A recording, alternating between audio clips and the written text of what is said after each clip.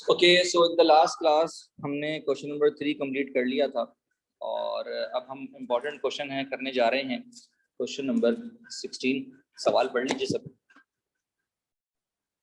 तो क्वेश्चन में हमसे कहा जा रहा है जनाब कि find the equation of the tangents to the parabola x square is equal to 4y।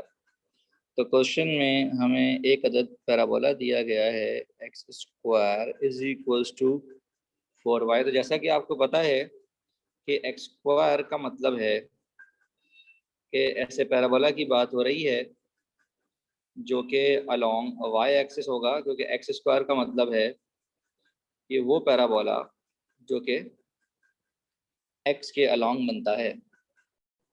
मैं आपको दोबारा बताता चलूं कि जनाब एक्स स्क्वायर का मतलब है कि ऐसा पैराबोला जो कि अलोंग वाई एक्सिस बनता है। अब वो क्वेश्चन में कह रहे हैं कि आपको ऐसे टेंजेंट्स की इक्वेशन निकालनी है जो कि एक लाइन के पैरेलल होंगे।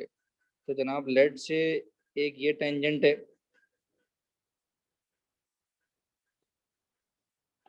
जो कि हमारे पास एक अदद लाइन है उसके पैरेलल है, और एक और टेंजेंट है जनाब जो कि इस लाइन के परपेंडिकुलर है।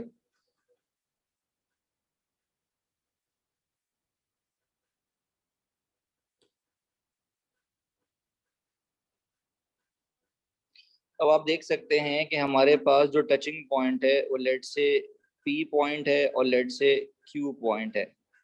ये हमारे पास एक अदद लाइन है और लाइन की इक्वेशन हमें सवाल में दी गई है y is equals to 2x plus 6।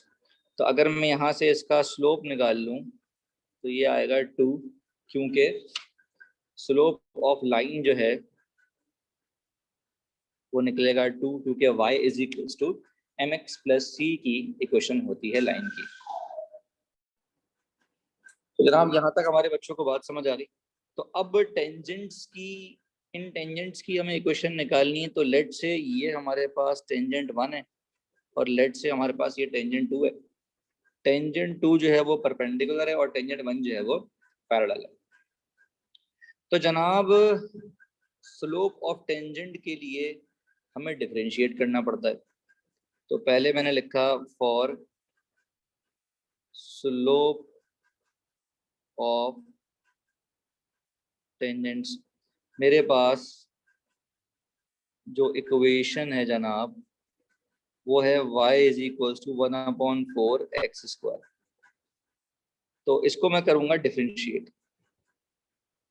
तो जनाब dy बाई डी एक्स निकालूंगा तो ये आएगा 2x और जनाब ये हो जाएगा x/2, जिसको हम स्लोप ऑफ टेंजेंट भी कह सकते हैं। तो फिर जनाब हमने ये बताया कि सिंस टेंजेंट 1 पैरेलल है लाइन के, तो इसका मतलब है कि स्लोप ऑफ टेंजेंट बराबर होगा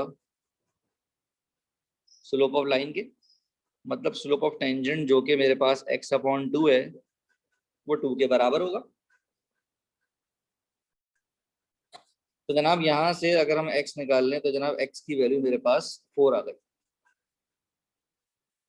क्योंकि इक्वेशन के लिए मुझे कोऑर्डिनेट्स निकालने हैं, इसलिए यहाँ पर x की वैल्यू आ गई।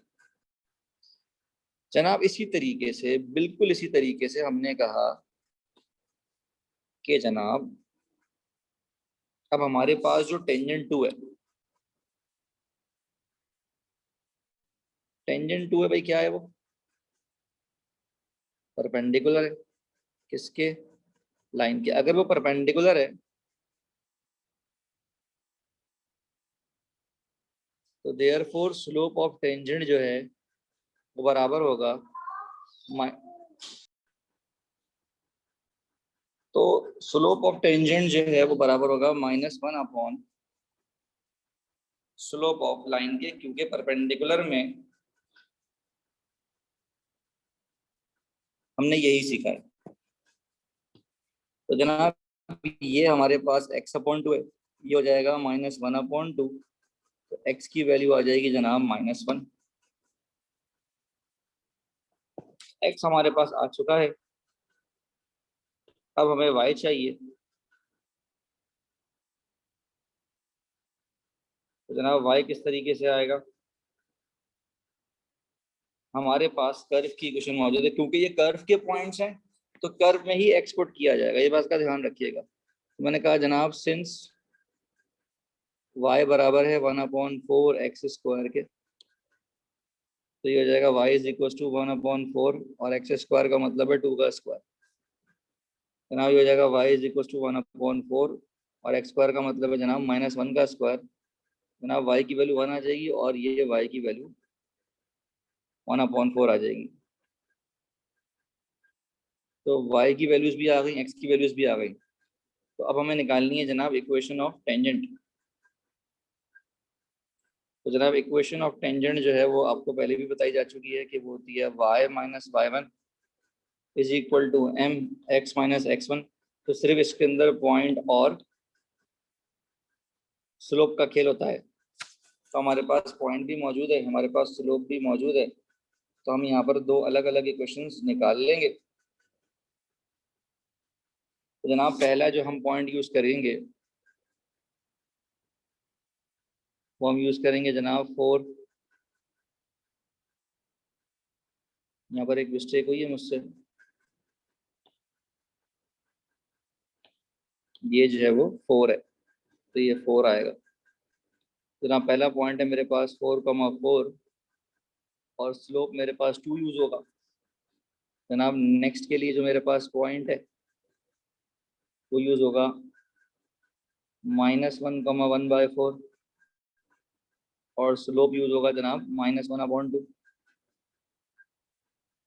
ये हम पहले ही यहाँ पर देख चुके हैं कि जनाब टेंजेंट 1 के लिए बराबर होगा, टेंजेंट 2 के लिए -1/, होगा, सब देख चुके हैं। तो जनाब इक्वेशन बनेगी y - y1 is equal to mx - x1, multiply करेंगे, ये हो जाएगा 2x - 8, हो जाएगा 2x - y -4 is equal to 0।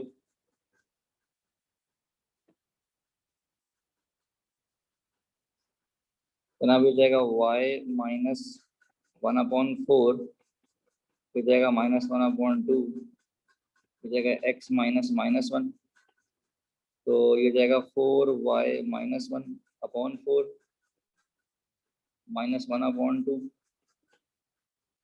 x + 2, sorry x + 1। तो 4 को उधर ले जाएंगे, जब 4 को उधर ले जाएंगे तो ये हो जाएगा -2, कैंसिल हो जाएगा ना, तो हो जाएगा -2x - 2। तो जनाब अरेंज करेंगे तो ये हो जाएगा 2x + 4y + 1 is equal to 0। Clear है जनाब। तो जनाब ये हमारा कंप्लीट हो गया क्वेश्चन नंबर 16। अब अगर हम देखें क्वेश्चन नंबर 20 को, तो क्वेश्चन नंबर 20 में हमसे कहा जा रहा है कि हमें पॉइंट्स ऑफ इंटरसेक्शन निकालने हैं। तो पॉइंट्स ऑफ इंटरसेक्शन के लिए हमें साइमल्टेनियसली सॉल्विंग करनी पड़ती है। तो अगर हम इसमें से दूसरी इक्वेशन में से हम y² की वैल्यू निकाल कर पहले में पुट करते हैं और फिर साइमल्टेनियसली सॉल्व कर लें, तो हम बड़े आराम से पॉइंट्स ऑफ कोऑर्डिनेट निकाल सकते हैं, कोऑर्डिनेट्स निकाल सकते हैं जो कि इंटरसेक्शन के होंगे। जनाब क्वेश्चन नंबर अगर हम 19 देखें तो 19 में हमें क्या करना है, y = mx + c को हमें कंसिडर करना है दोनों लाइंस के लिए। पहली लाइन के लिए हमें कहा गया है कि भाई वो भी टेंजेंट है और दूसरी लाइन के लिए कहा गया है कि वो भी टेंजेंट है। जब दोनों ही टेंजेंट हैं तो दोनों के ऊपर कंडीशन ऑफ टेंजेंसी बनेगी और दो इक्वेशंस बनेंगी a² और b² के लिए, और उनको हम करेंगे साइमल्टेनियसली सॉल्व, तो फिर हमें वहां से मिलेगी a और b की वैल्यू। तो जनाब इस तरीके से अल्हम्दुलिल्लाह हमने 8.4 गालिबन ख़त्म कर लिए। तो जनाब अल्हम्दुलिल्लाह हमने 8.4 ख़त्म कर ली है। नेक्स्ट लेक्चर में इंशाल्लाह कुछ नई चीज़ों के साथ मिलते हैं आपसे।